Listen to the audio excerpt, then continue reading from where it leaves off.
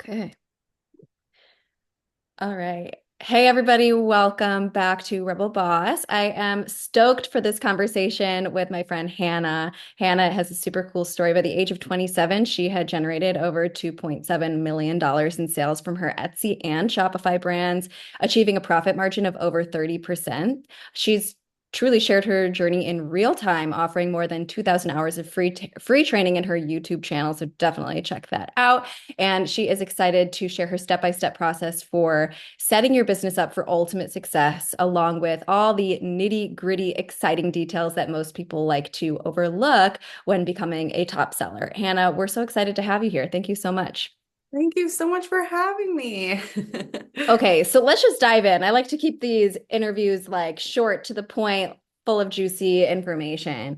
Our conversation today is going to focus on Etsy ads. That's kind of where you shine. Tell us how you got into the world. I guess let's start with how you got into the world of Etsy, and then how you kind of leveled up by using Etsy ads. Yeah, for sure. So I had like 2 years of like entrepreneurial failures, basically, like School of Hard Knocks, learning media buying on like Facebook and at the time Google, all that stuff. And so while I wasn't a great like agency owner, I was introduced to the world of e-commerce and Etsy through one of my clients. And so I switched from being an agency serving Etsy sellers, or not Etsy sellers, but e-commerce merchants, to becoming one myself. And when I did discover Etsy, because I was primarily serving Shopify clients, one of my clients had a Shopify Etsy brand. And when I did discover Etsy, I was like, wow, this is so much easier than Shopify. This is so much easier and cheaper, like it's so much cheaper in terms of media buying. So like the cost that you pay to acquire a customer from Etsy is a lot cheaper than what you're going to pay driving cold traffic to a Shopify website. And that's not 100% truth for all different products, but for most products that I've seen, that is the reality. And it's like a fraction of the price to acquire customers. So when I started my first Etsy shop in 2019, one of the keys to my success and with me scaling so fast was because, Etsy ads were around, but they definitely were not being utilized, I would say, by most sellers as aggressively. And so I just got on the platform and quickly scaled my ad budget to $1,000 a day. Now, just because you put your ad budget to $1,000 a day, that doesn't mean that it's going to spend it. But what that does is it shows the algorithm that you're willing to outbid your competition for those keywords, hence having your listing show up more frequently, hence getting more clicks, more purchases, more add to carts, which obviously leads to the snowball effect of your shop growing organically as well. It's just this whole beautiful snowball thing happens when you get your ads budget to the max. So, yeah, basically, once I started in 2019, and I also was in one of the most competitive spaces, which was fast fashion jewelry. It's still one of the most competitive spaces. All I can say is like my sales would have been probably a fifth and my profit if I did not invest in ads. And also, to that point, the products that I had that went pretty viral just in general, uh, definitely, again, they would have performed like probably at a fraction without that extra, marketing in there. So, but yeah, those are all the things.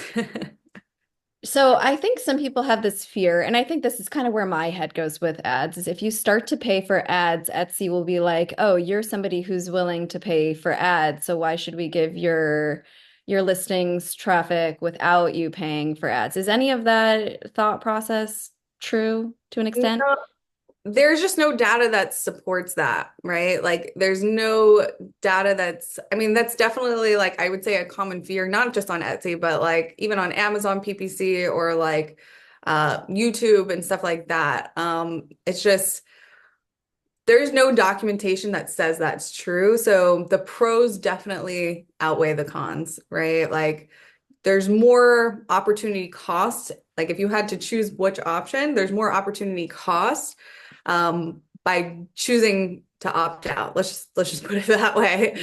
Mhm. But yeah, so like definitely a legit fear. I mean, a fear that anyone had, but there's just no proof that that is the truth, if that makes sense.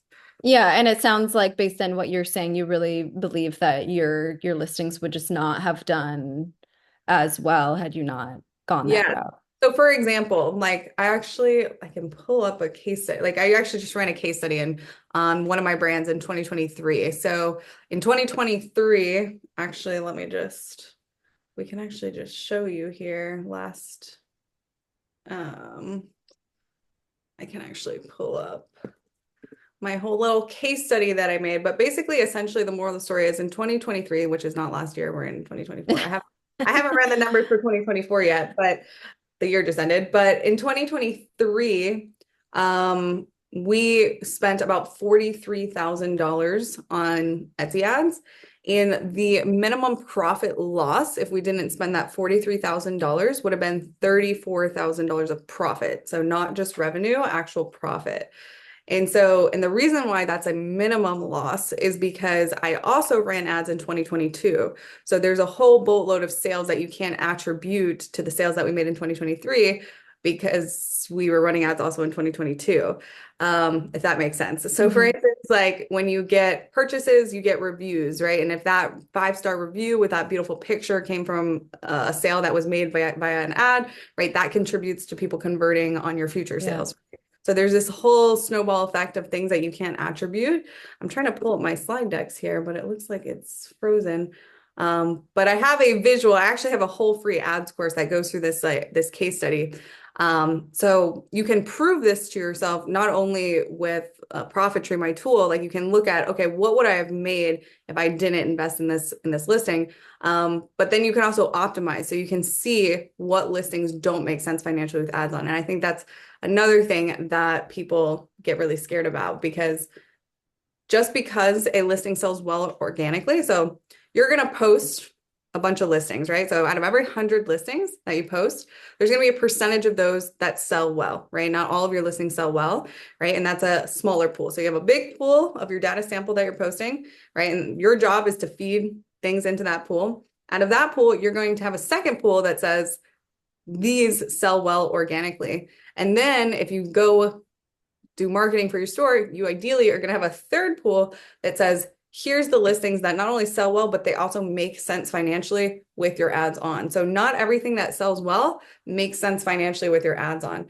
But your goal is to get your ads to the max and continually to feed things to the top of the funnel so that this pool at the bottom gets bigger and bigger and bigger. And I have a good example of that where we're in home decor and we had all this excess fabric and we were like, let's try to do something with all this excess fabric and sew it in, or not sew it, but make wall art, like frame the fabric and put it into like wall art. And while it sells well organically, when we run the numbers after ads, it doesn't actually make us more profit. And that's okay. That just means we don't run ads on those products and we let that money go to other products that do yield us that help yield us the actual profit we want. And it's in that optimization, it's like you're filtering out what's working, taking out what doesn't. If it sells well organically and then you make your full margin on those products, that's great. And then you keep on the ones that do make sense financially after profit with hitting your target profit. My slide decks were in Canva, but my Canva is just not opening. If I We could can also link to the images in the blog version of this as well, if you're not able to pull them up. Um, but I'm sure people listening are kind of like, okay, this sounds interesting. I'm willing to entertain the idea and experiment. But I don't know if this is for me. Is there like are there parameters for the type of person or type of seller that's a good candidate for running ads? I think that every seller should, that's a good question. I think that every seller should run ads. But you shouldn't run ads if you're if finances are uncomfortable, right? So like if your current financial situation is I'm scared, right? If you're going to be emotion is the biggest money-making killers in general in business, but especially when it comes to investing in marketing because it's a variable cost, meaning you don't know how much it's going to really cost until you just start doing it. And that's really scary to take that step. And it's especially scary if you're financially not sound and comfortable with that decision. So for people where finances are uncomfortable, my first recommendation is do not run Etsy ads. Don't run them. Just make Yeah. your full margin, right? And take that money, that cash flow, and reinvest it later at a later time. Like for instance, like out of my first company and my second company, I didn't pay myself anything for months and months and months. Every dollar I made, I just put back into the business, whether it was in materials or, if you don't have material costs, then I put it back into ads. And that's what, the people that do that and go really hard aggressively up front, like they bite the bullet up front, always yield a bigger reward on the back end. I mean, that's just how everything works, right? Delayed gratification. So if finances are uncomfortable, then yes, don't do it. Don't do it right away. Or if finances are comfortable, Etsy ads are really for everyone, even people in low margin spaces. So one of the biggest misconceptions is I'm selling low ticket digital downloads. I can't run Etsy ads because I'm selling $2 price items, which is when you look at Etsy ads and how Etsy ads show just inside of your Etsy account, this is going to look true. But when you actually run the numbers with and analyze them correctly, which we can show you, we can screen share right now on how to actually run the numbers properly, you actually see that your ads might still make sense financially, even if you're selling low ticket goods. But I can pull up my screen here and show what I'm actually talking about. Here. So to give you a visual, can you see my screen? Yes. Can you see it? Okay. Yep. So this is a profit tree dashboard, right? And so it's the first ever real-time profit tracking solution for Etsy sellers, right? So you can see that this gives you a breakdown of your profit after all of your operating expenses, which is made up of your ads, your processing fees, your transaction fees, your listings, and your product costs. So if you have product costs, if you sell digital downloads, you're not going to normally have a product cost, right? And so the big thing that everyone's scared of is how much is this ad cost percentage going to kill my operating profit percentage? And it's our job to try to get our ads to the max and get this percentage as low as possible so then we can increase this 33% to say 36% the next year. And the way that we do that is by analyzing something called your tacos. So tacos, right? Like Etsy gives you ROAS, but ROAS is not a real indicator of profitability it is on the ad level, but it's not giving you the holistic picture of the quality of the clicks that you're getting, right? So like for instance, you can see that this spent $4,000 and this $4,000, um, uh, this spend in conjunction with organic clicks, the output of this listing was $17,000, right? So that's 24% of the total sales that came off the clicks of this listings was 24% went to the ad cost percentage. So if this number here is still yielding you a healthy profit, you would not want to turn off a listing. So let's just explain a little bit further so I don't lose you, right? So the reason that this is so valuable in comparison to Etsy ads is the Etsy ads dashboard is because the Etsy ads dashboard shows you what? It shows you what you spent. So this number is the spend versus what you made. But the difference is what you made is only the revenue from the actual click of the listing. Whereas what we want to see is not only the revenue from the click of the listing from the ad, and if they clicked on the ad and purchased something else, but we also want to see it inclusive of organic sales because historically, even if your ROAS looks bad and your ad cost percentage or your tacos is good, you would not want to turn it off if it's still because that's what it means when does it still make sense financially? Hopefully I'm not losing you. Is this making sense? Yeah, yeah, I think so. I think it'll make more sense for people who are looking at the visual aspect. So we'll make sure to include the video for people as well.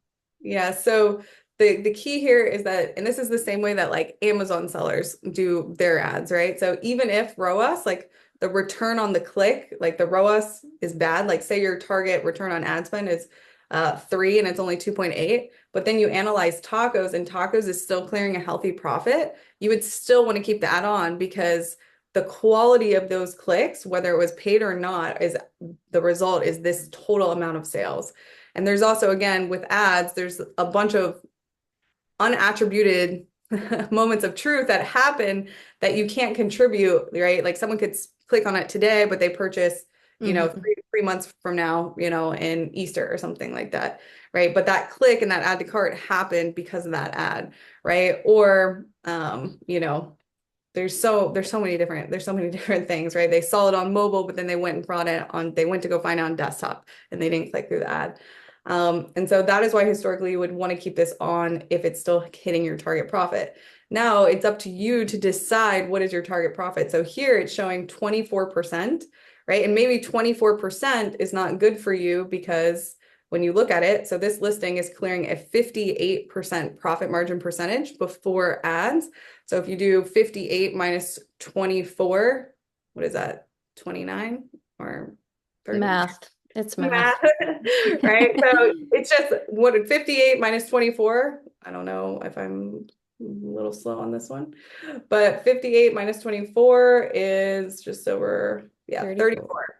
So if 34% is still a healthy profit for you, you would still want to keep that on, right? So even though 24% of your profit margins to being taken to ads, I'm still clearing my target profit. Whereas, so that's one way to look at it. Is the individual listing still clearing the target profit? Or are we beating our ad cost percentage on our dashboard, right? Because remember, if we want to get this down to 14%, then we need to only leave listings on that are hitting less than 15%, right? So 15% or below. So it's like two ways. Is the listing either hitting your target profit or is it hitting your target tacos based off what your dashboard's saying?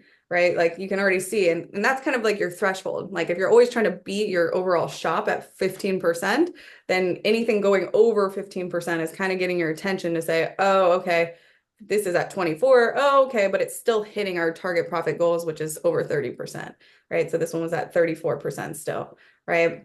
And hopefully that makes sense. But this, again, takes all that variable of like, what is ROAS? Because if you go into your Etsy ads account and you look at what you spent versus what the ads made you, it looks bad, especially for low ticket goods like selling digital downloads. You're going to look at what you spent versus what you made in your Etsy dashboard, and it's always going to look like it's not profitable for low ticket goods most of the time.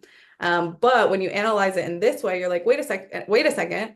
Even though I'm selling $3 digital downloads, my tacos is still at 24 compared to total sales, including organic, which again, this total sales is resembling what came out of every single click on this listing. Like the purple there, the ad revenue from other listings, just to clarify, is if they clicked on the ad and then they purchased something else in your store. But that purchase wouldn't have happened if the discovery didn't happen through that initial Yep. click. Right. And so that's what that plus organic, right? So again, if something is performing historically organically well, then you would still want to keep on your ads if the tacos percentage makes sense. Now, if it doesn't, like say this went to 40% and now my profit is only hitting, 18%, and 18% is not my target profit. The profit I want to make is at least 30, then we would say, okay, this is getting too high. Let's go ahead and turn this one off and let that money go to other listings, if that makes sense.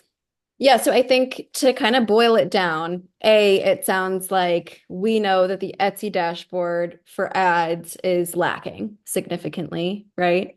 Mhm. And that it's not indicative of what's actually happening and where those dollars are having more Mhm. like a ripple effect impact in other ways. Is that fair to say? Yes, yes. Because really the only thing that matters is profit. But sorry, keep going. No, yeah, and B, I think that sometimes people can, especially creatives who are the type of people who are going to be selling on a platform like Etsy, right, can hear numbers and be like, okay, my brain just turned off. But really, the moral of the story here is that you have to have a bigger picture understanding, whether or not you're into the numbers or not, that you know where the threshold is of, yes, this is still going to work. Even if the dashboard on Etsy is telling you otherwise, it can still have a huge impact, especially for low ticket sellers as well. Or maybe Right. not especially, but in addition to low Yeah. ticket. And again, it goes back to I was trying to pull up my Canvas slide decks of I think I even have a picture of a waterfall. But essentially it goes back to that the whole logic of like what are we doing on Etsy? Like what are we doing? And so like the idea is that when in your consistent flow, like your launch process, right here we go, right? If we're continuing to feed things at the top of the funnel, right? Again, The goal is that this pool gets bigger. That makes sense with just start selling well. And then this pool gets bigger because as we continue to add things at the top, right, we get things that sell well organically. And then out of those, we have a big pool that we're building at the very bottom that makes sells well organically and with ads. And that's how you just build this moat around your shop, and your shop becomes super, super competitive. And so for people that, maybe you run some ads and you're like, you run your numbers and you're like, well, my every time I try, it doesn't work. Well, then that means that what is your next step? That means that we need to focus on product opportunities where it does make sense, where these numbers do make sense. Because to make your shop the most competitive that it can be, it's a shop that has a consistent inflow of products happening or listings happening, and a shop that has their Etsy ads budget to the max. That's how you play this game of Etsy and the way that Etsy wants you to play it, right? Like every platform has its own cryptic set of rules to win, right? On Etsy, those are the two rules, right? And so if your existing product line doesn't make sense financially with ads, right, and you can't get anything into this bottom pool, then that means that we have to focus on the next renditions of products with products that do make sense. Now, again, you can do whatever you want. It's your business, but that's just how you set yourself up for the max competitiveness on the platform, if that makes sense. Okay, now I'm going to ask this question because I know people want to know, they want to ask it. So, knowing that there's a lot that goes into this, but like if we're talking about budget and how do we pick like our initial budget for investing in ads, where do you even start thinking about Yeah, that? so this question, in terms of budget and what listings I should turn on off, or turn on initially, those are the two most common questions. So the first, they're almost the same answer. So there's, for the budget, it's up to, this is my very Switzerland answer. There's no wrong answer. Something is better than nothing. The right thing is that once you start hedging up, you don't go back. So you don't go to $10 and then 5 and then $20 and then to 10, right? That just confuses the algorithm. If you're going to turn on ads, you want to go up over time to hit to the max, right? The idea of like, oh, well, I'm going to turn it up during the holidays and then turn it off, it's a flawed concept because the way that Etsy bills you is something called pay per click, which means you're actually not paying until you get a click. So you actually had to earn that click in comparison to your competition, which also means then that the amount of clicks that you're paying for is proportional to the amount of traffic that's hitting the platform. So if Christmas is high, you'll see you might spend more, and then when Christmas goes down, you'll spend less.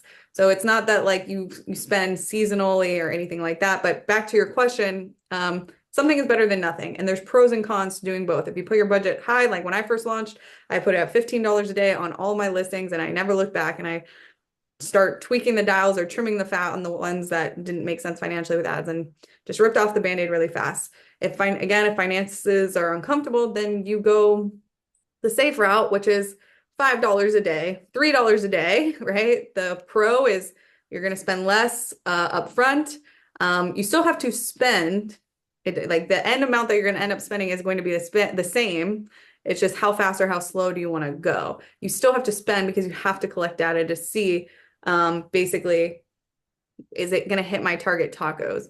And you should spend enough in a listing, which is another question, to be able to make that decision. So like for us, we will invest, 30 to 40, maybe even $50 in a listing before we decide to make a decision. But we know at 30, 40, $50 spend that we should have gotten our accurate tacos by that point. If you're someone selling low ticket goods, maybe you want to, and you have thousands of products, maybe you want to spend $10, $15 because you have so many products that you can test that you want to get your answer a lot faster. And you can get listings to hit their target tacos within, that amount of spend.